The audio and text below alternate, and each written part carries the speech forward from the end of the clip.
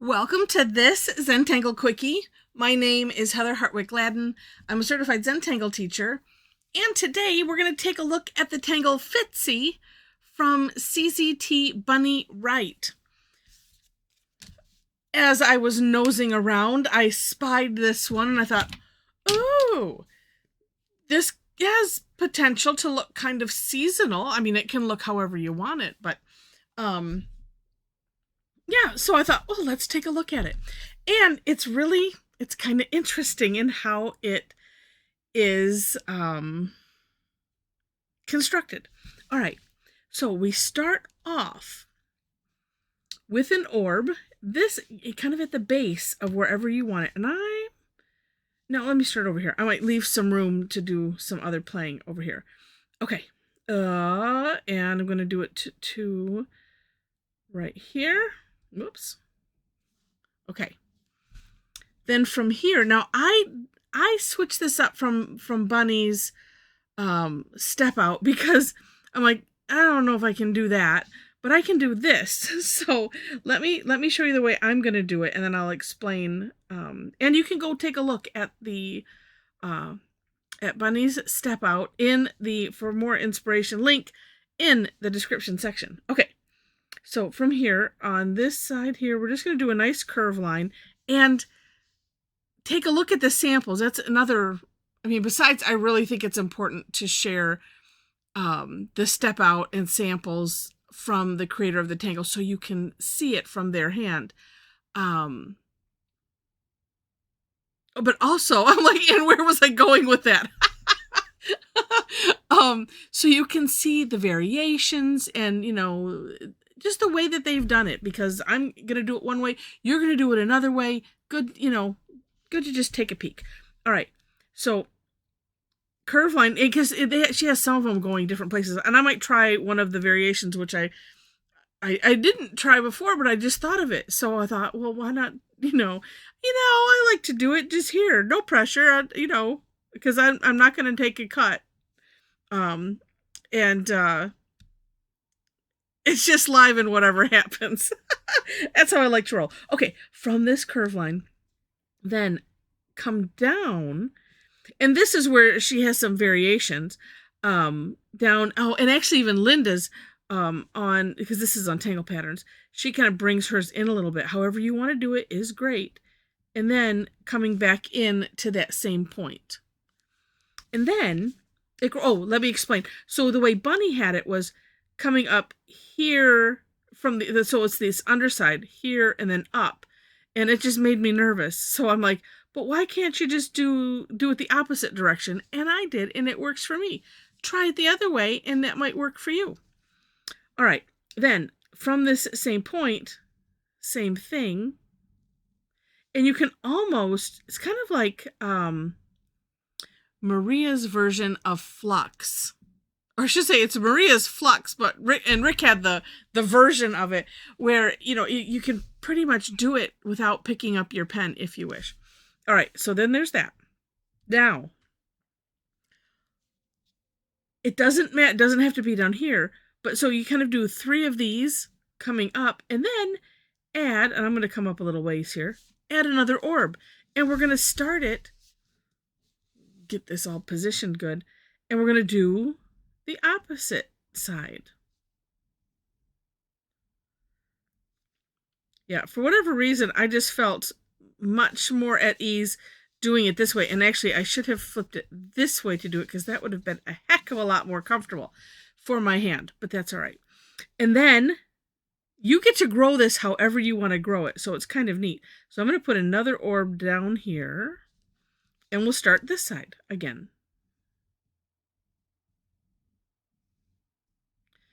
And I think it kind of looks neat when they're not uniform, when it's just kind of very rustic.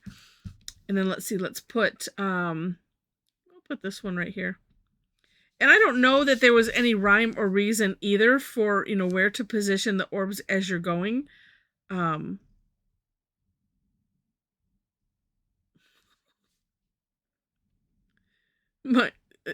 and what's fun is that they can just end up however they're going to end up, and it's just neat.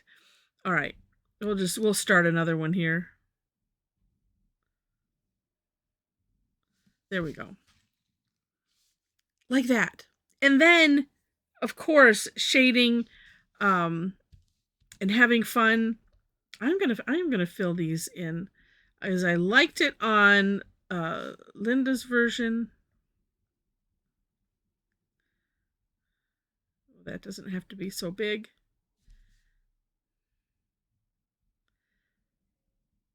And it seemed like on one of Bunny's, like she did some hatch marks on the ends of these.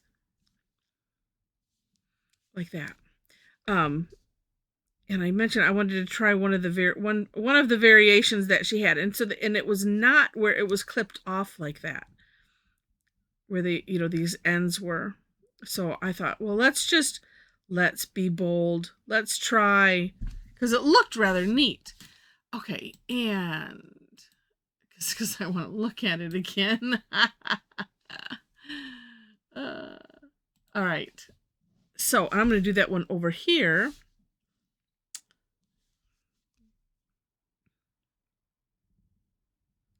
And this one, all right. Yeah, I mean, so let's see. Well, I'm going to do it the same way, but it kind of was more like an S shape. And actually, I think I would end up doing it like this. And yeah, it was thicker down here, but you know what? It doesn't matter. However we wish to do it is just fine. Oops, and I think I still will.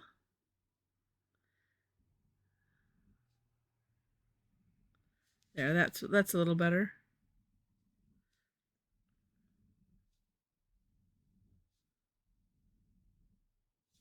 Yeah, and then, yeah, it's a little better, except these guys need to meet. There we go. And same idea.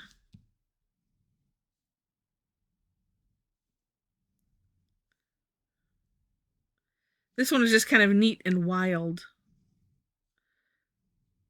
It just, well, it seems extra wild because I'm making them kind of crazy.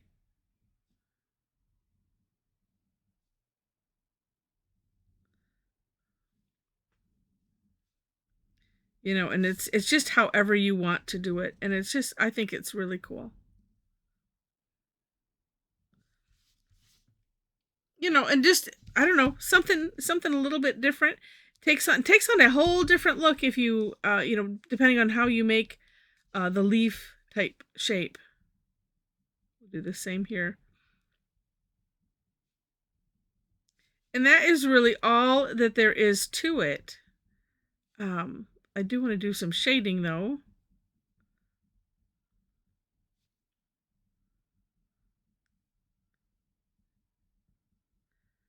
All right. Just neat. Okay. Yeah, as I mentioned, I'm going to do it on this one because I think it was kind of neat. Just some little lines.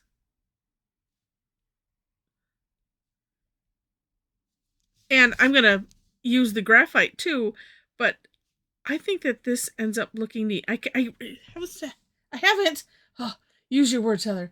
I haven't magnified the step out, but I couldn't tell completely if it was the hatching or did she also, thicken here as well. So I'm going to do both.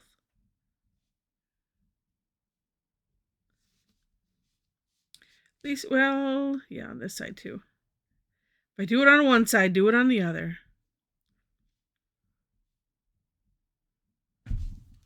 I mean, and that kind of looks neat just as it is.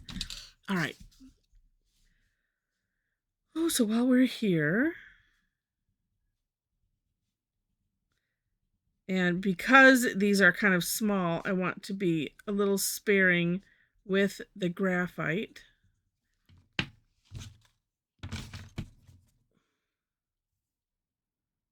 Oh, let's see. Trying to find just oh, that looks like it has some green on it. Let's put you away. There we go. All right.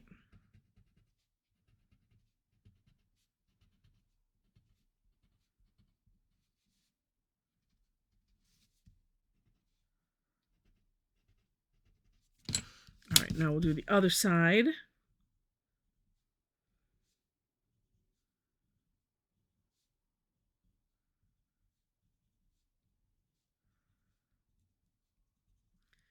And we'll do the other ones too.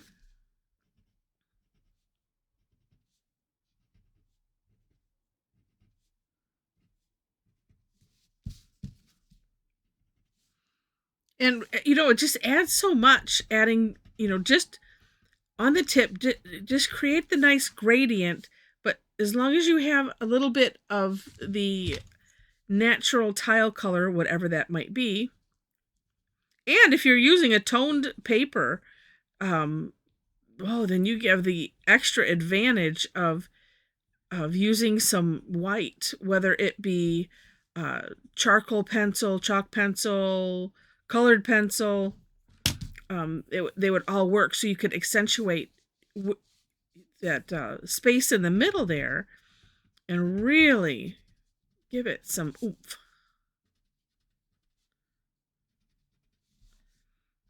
And these are oh, I guess I could have done it right there. Oh, there we go.